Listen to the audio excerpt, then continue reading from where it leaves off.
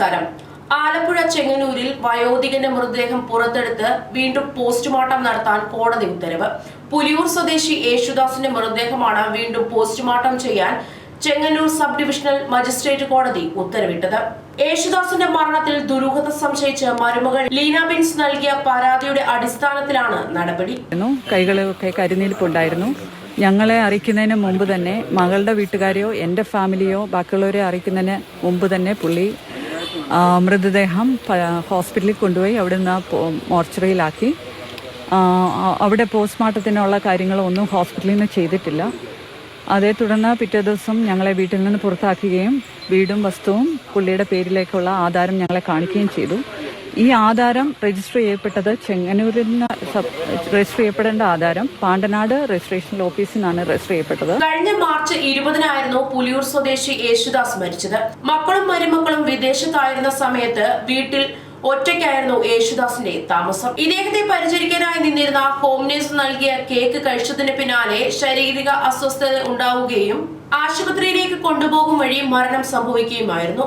അന്ന് സ്വാഭാവിക മരണമാണെന്ന് കരുതി പോസ്റ്റ്മോർട്ടം നടത്താതെ സംസ്കാരം നടത്തി. എന്നാൽ മരണശേഷം നടന്ന ചില കാര്യങ്ങളാണ് കുടുംബത്തിൽ വലിയ സംശയങ്ങൾക്ക് വഴിതെളിച്ചത്. യേശുദാസിന്റെ മരണത്തിന് തൊട്ടു മുമ്പ് അദ്ദേഹത്തിന്റെ സ്വത്തുക്കൾ സഹോദരന്റെ പേരിലേക്ക് മാറ്റിയിരുന്നു. മരണത്തിന് ശേഷം വെറും 90 ദിവസത്തിനുള്ളിൽ ഈ സ്വത്തുക്കളുടെ ആധാര നടപടികൾ പൂർത്തിയാക്കിയത് ദുരൂഹത വർദ്ധിപ്പിച്ചു. വയോധികനെ പരിചരിക്കാനെത്തിയ ഹോം നേഴ്സിന് ഇദ്ദേഹത്തിന്റെ സഹോദരന്റെ കുടുംബവുമായി ബന്ധമുണ്ടായിരുന്നുവെന്ന് മരുമകൾ ലീന ബിൻസ് നൽകിയ പരാതിയിൽ പറയുന്നു. ഒരു ആധാരത്തിൻ്റെ സാക്ഷിയായിട്ടുള്ളത് ഈ വീട്ടിൽ നിൽക്കുന്ന ജോലിക്കാരിയാണ്. അത് കൂടാതെ തന്നെ ഈ ആധാരം രജിസ്റ്റർ ചെയ്ത് 90 ദിവസത്തിനിടയിലാണ് പപ്പയുടെ മരണം. അത് അൺയൂഷ്വലാണ്.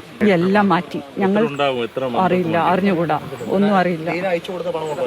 ഞാൻ അയച്ചു കൊടുത്ത 2023 അയച്ചു കൊടുത്ത പണമുണ്ട്. 23 ആയപ്പോൾ ഞാൻ പപ്പയോട് പറഞ്ഞു. പപ്പ അപ്പോഴത്തേക്കിന് ഞങ്ങളുടെ പാണ്ടനാട്ടുള്ള കുടുംബസ്വത്ത് വിറ്റു. ആ പൈസ അത് എത്ര ആണെന്ന് ഞാൻ ചോദിച്ചിട്ടില്ല. ആ എമൗണ്ട് എല്ലാം ബാങ്കിലുണ്ട്. 23 വരെയുള്ള ട്രാൻസാക്ഷന്റെ എല്ലാ ഡീറ്റെയിൽസും വലിയ എമൗണ്ട് ആണ്. അതെല്ലാം എൻ്റെ കയ്യിലുണ്ട്. എന്റെ വരവ് അറിഞ്ഞുകൊണ്ടാണോ ഇത് ചെയ്തതെന്ന് എനിക്കറിയത്തില്ല. മകൾക്കും പരാതിയുണ്ട്. അവളിപ്പോൾ UK-ലാണ്. അവളോട് സംസാരിച്ചു.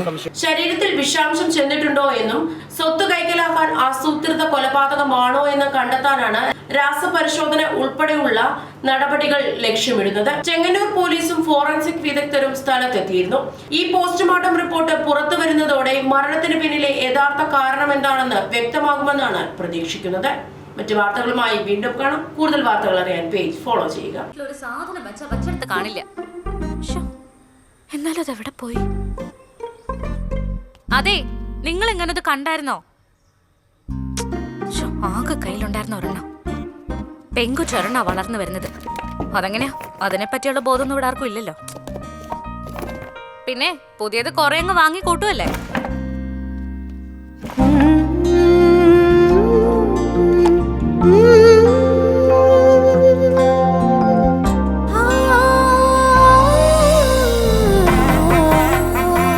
സുവർണ സ്പർശവും ഒരു നൂറ്റാണ്ടിന്റെ വിശ്വാസവുമായി ഭീമ പത്തനംതിട്ട.